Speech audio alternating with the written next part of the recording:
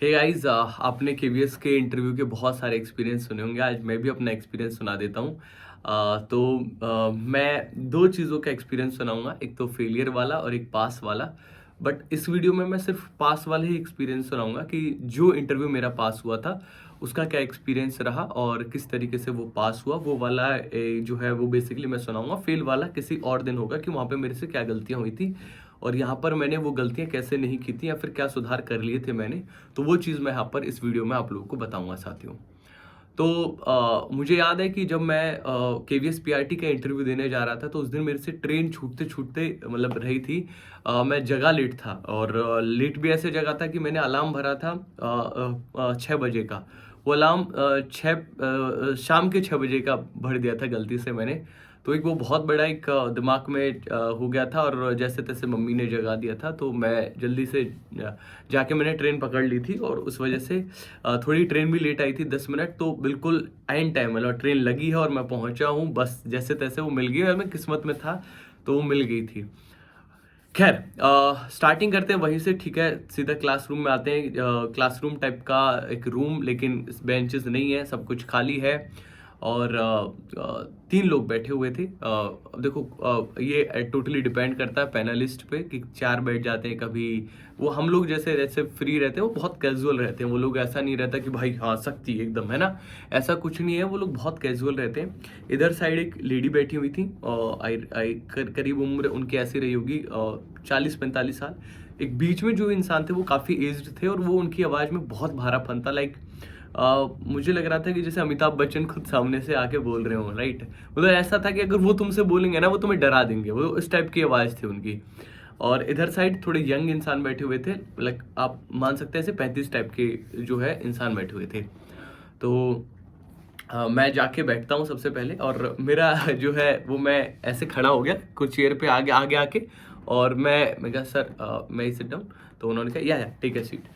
तो मैंने सीट ले ली और बैठ गया मैं ऐसे आराम से। अच्छा, मैं ऐसे हाथ खोल के ऐसे हाथ फोल्ड करके बैठ गया था नीचे। और थोड़ा सा मतलब मैं आई कांटेक्ट नहीं मिला पा रहा था, लेकिन फिर मैंने सोचा, मैंने कहा नहीं यार, अगर आई कांटेक्ट ही नहीं करूँगा। वो लोग तब तक अपना काम कर रहे थे, कुछ कुछ मतलब लगे हुए थे, कुछ फाइल्स वगैरह उनके पास पड़ी होती हैं 2-3, और उनमें कुछ कुछ वो कर रहे थे। अब मुझे नहीं पता कि वो जानबूझकर ऐसा करते हैं या फिर मतलब सिर्फ दिखाने के लिए ऐसा करते हैं, लेकिन हो सकता है कि फाइल वगैरह निकाल रहे हो। तो सबसे पहले जो बीच वाले जो इंसान थे उन्होंने सबसे पहले क्वेश्चन स्टार्ट किया कि लोकेश, आपने एमएससी फिजिक्स की है? मैंने कहा सर। तो पीआरटी कैसे, क्यों?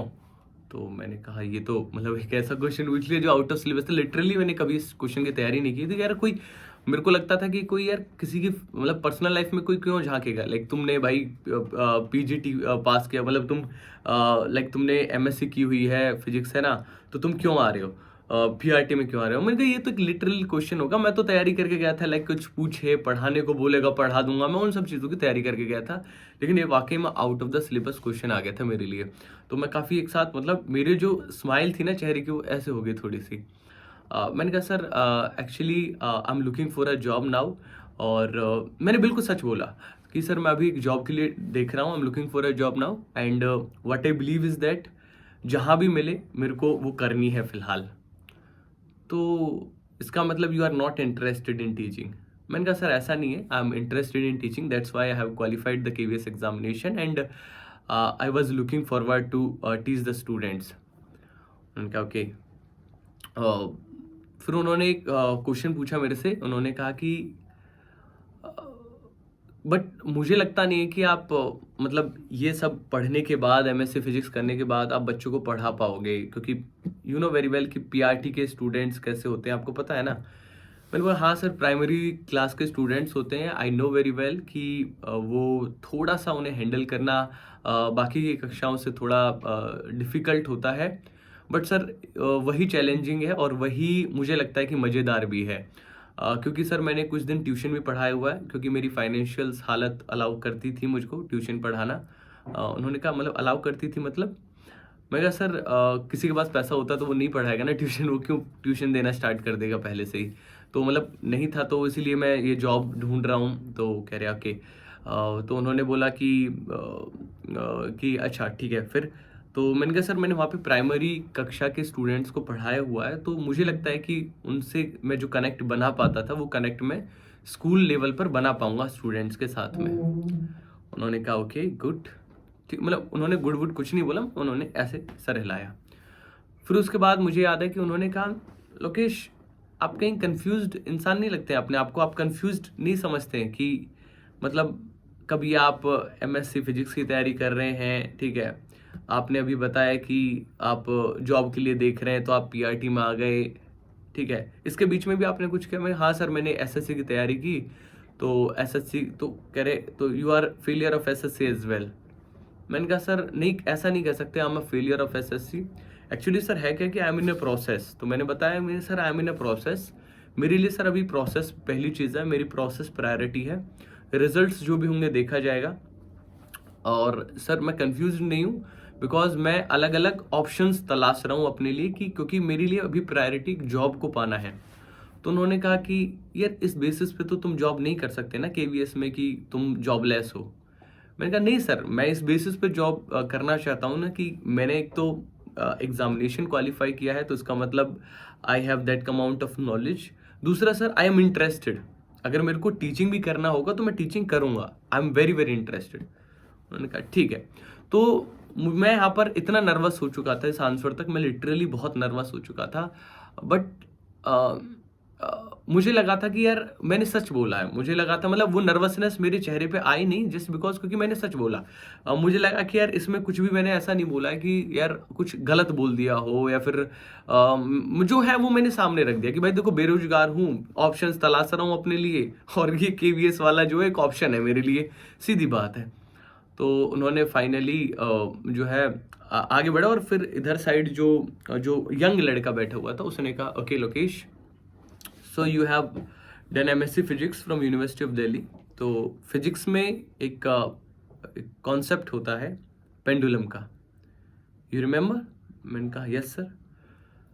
पेंडुलम का टाइम पीरियड क्या होता है? आई रिमेंबर दिस क्वेश्चन, मुझे आज भी याद है, उसने इससे रिलेटेड बहुत सारे क्वेश्चन किए थे एंड आई देन थोड़ा मेरे को राहत मिली क्योंकि वो मेरे जोन में आ चुके थे, मतलब एग्जामिनर जो है वो मेरे जोन में आ चुके थे, जो इंटरव्यू ले रहे थे पैनलिस्ट वो मेरे जोन में आ चुके थे। तो मेरे को थोड़ी राहत मिली कि चलो यार इसने अब ऐसा क्वेश्चन पूछा जो out of the boundary type का क्वेश्चन नहीं है मेरे लिए। तो what is the time period? मैंने कहा sir time period is equal to नहीं, what is the formula of time period, exactly time period का फॉर्मूला पूछा था उन्होंने। तो मैंने बोला sir T equal to 2π√L/g। Okay, G is capital G और स्मॉल जी? मैंने कहा it's sir small G, acceleration due to gravity. Okay, what is acceleration? मैंने बोला sir the rate of change of velocity is known as acceleration. How you will write it in the form of differentiation? Sir, a vector will be equal to dv by dt and v will be a vector here. What v so v means sir velocity. Okay Lokesh, ठीक। तो फिर question पास होकर इधर आ गया, जो महिला बैठी हुई थी उन्होंने जब ऐसे किया तो उधर आ गया। बीच में शायद जो बीच में इसी बीच में एक क्वेश्चन इन्होंने भी पूछ लिया था बीच वाले ने कि आर यू फीलिंग फाइन, मतलब बीच वाले साइकोलॉजिस्ट ने, जो मुझे लग रहा है कि वो साइकोलॉजिस्ट थे या फिर साइकोलॉजी चेंज जो भी मतलब जो भी थे, मतलब बीच वाले जो बुजुर्ग थे उन्होंने पूछा Lokesh are you feeling fine, क्योंकि इस समय तक मेरी आवाज़ थोड़ी भारी हो चुकी थी।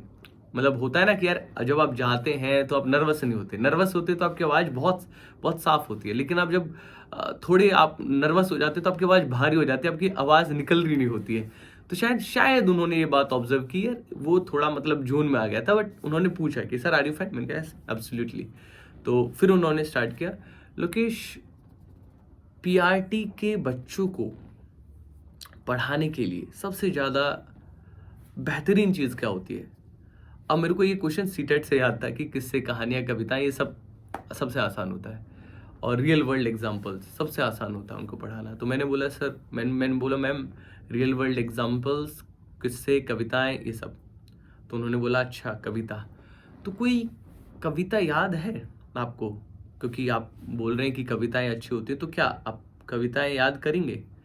मैंने बोला मैम एज सच पूरी कविता याद नहीं है, लेकिन जब मैंने सीटेट क्वालिफाई किया था तो सीटेट की तैयारी में मेरे को एक कविता याद है, एनसीईआरटी में दी गई है, आलू मिर्ची चाय जी।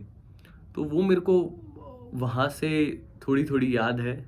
तो उन्होंने कहा ओके गो। मैंने कहा आलू मिर्ची चाय जी कौन?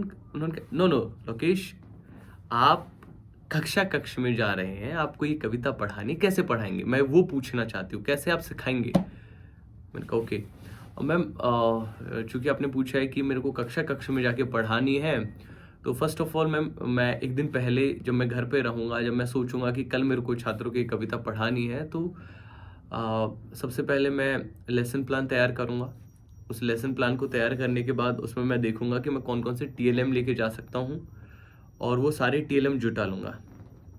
तो मैम थोड़ी कही कि कविता में क्या टीएलएम लेके जाओगे? मैंने कहा मैम देखो, इसमें ना जिक्र हो रहा है इस कविता में कि आलू मिर्ची चाय जी कौन कहाँ से आई जी, कि यार आलू मिर्ची चाय ये सब ये जो चीज़ें हैं कौन कौन से देश से आए हैं। तो मैं वो सारे टीएलएम जुटाऊंगा ना, कि आलू लेके जाऊंगा क्लास में, जब भी मैं आलू बोलूँ तो बच्चों को दिखाऊं कि आलू मिर्ची चाय जी। उसके दो बेनिफिट्स होंगे कि एक तो बच्चों को आलू भी दिख रहा होगा, चाय चाय चाय भी दिख रही होगी, मिर्ची भी दिख रही होगी, ये सारी चीज़ें दिख रही होंगी, और जो है बच्चा इससे ना रिलेट कर पा रहा होगा रियल वर्ल्ड से। ओके, ये क्वेश्चन थोड़ा मुझे लगा कि मैंने थोड़ा कॉन्फिडेंट में आंसर दिया इसका, क्योंकि मुझे लगा कि ये जोन में जा रहा है एकदम। तो मैं यहाँ से अब फिर से नॉर्मल होने लगा था, और एक अच्छा खासा टाइम भी बीत चुका था, लाइक 4-5 मिनट बीत चुके थे, लाइक तो एक अच्छा खासा टाइम निकल चुका था। तो वो बोलने के बाद उन्होंने मेरे से बोला कि अच्छा, फिर वो बीच वाले बोल पड़े जिनसे मुझे सबसे ज़्यादा डर लग रहा था, बिकॉज उन्होंने ही सबसे ज़्यादा डिफिकल्ट क्वेश्चंस किए थे।